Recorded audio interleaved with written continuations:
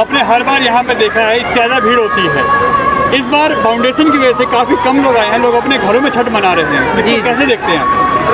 देखिए, जिस तरीके से कोरोना महामारी अभी पूरी तरीके से गई नहीं है, उन्हीं के नियमों को देखते हुए, नियमों का पालन करते हुए यहाँ व्यवस्था बना रखनी पड़ रही है।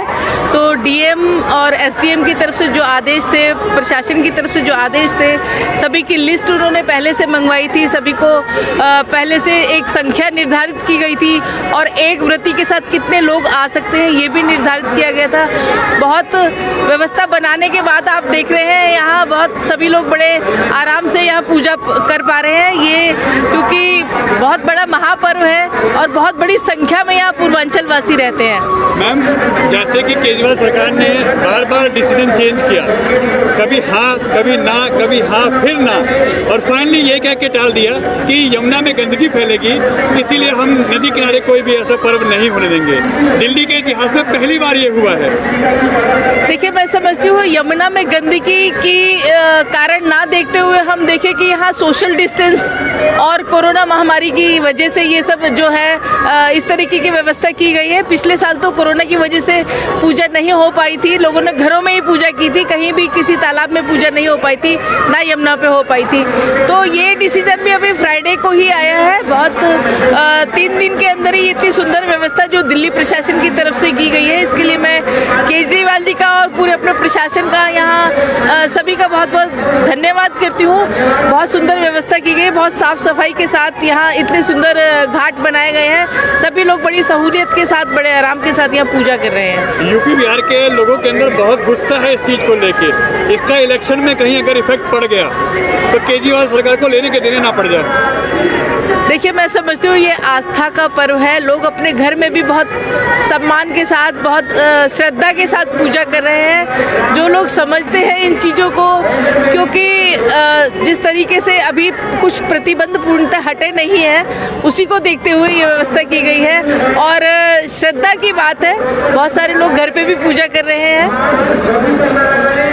मैम, आप ये मानेंगे कि कहीं ना कहीं केजरीवाल सरकार से चूक हुई है, लोगों की आस्था के साथ कहीं खिलवाड़ हुआ है इस बार, क्योंकि दिल्ली के इतिहास में पहली बार हो रहा है जब से, चाहे सरकार किसी की भी रही हो, कांग्रेस की भी रही है, आम आदमी पार्टी की भी रही है, बीजेपी की भी रही है, मगर इस तरीके का आयोजन कभी नहीं हुआ।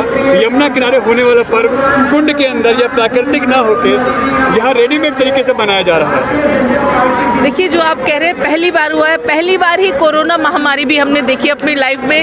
इतने सालों से हमने ऐसी कोई महामारी नहीं देखी कि हम एक दूसरे को टच भी नहीं कर पा रहे थे, घर में कितनी बुरी हालत थी, सभी लोग एक दूसरे से बच रहे थे, इवन अपनी फैमिली में भी, और ये पूरे हिंदुस्तान में नहीं पूरी दुनिया में ये हाल था। तो उस महामारी के बाद हमें थोड़ी सी सावधानियां बरतने की ज़रूरत है। मैम, हर जगह इलेक्शन हो रहे हैं, उत्तराखंड में, गोवा में, पंजाब में, हरियाणा में बड़े बड़े रोड शो हो रहे हैं, कोरोना वहाँ नहीं फैल रहा। दिल्ली में पर इस टाइम परसेंटेज काफ़ी डाउन है, ना के बराबर है, तो दिल्ली में इस पर्व में ही कोरोना क्यों फैला, इसका ही क्यों टारगेट किया गया? देखिए, मैं समझती हूँ कि जब दिल्ली में नहीं पूरे देश में जब कोरोना इतनी बुरी तरीके से फैला हुआ था, जब मोदी जी भी बहुत बड़ी बड़ी रैलियाँ कर रहे थे बंगाल में और जहाँ जहाँ इलेक्शन हो रहे थे, उस टाइम कोरोना कितनी बुरी तरीके से फैला था, नहीं जानते क्या आप? उस टाइम इतनी बुरी हालत हो गई थी, वो अपने चरम पे था।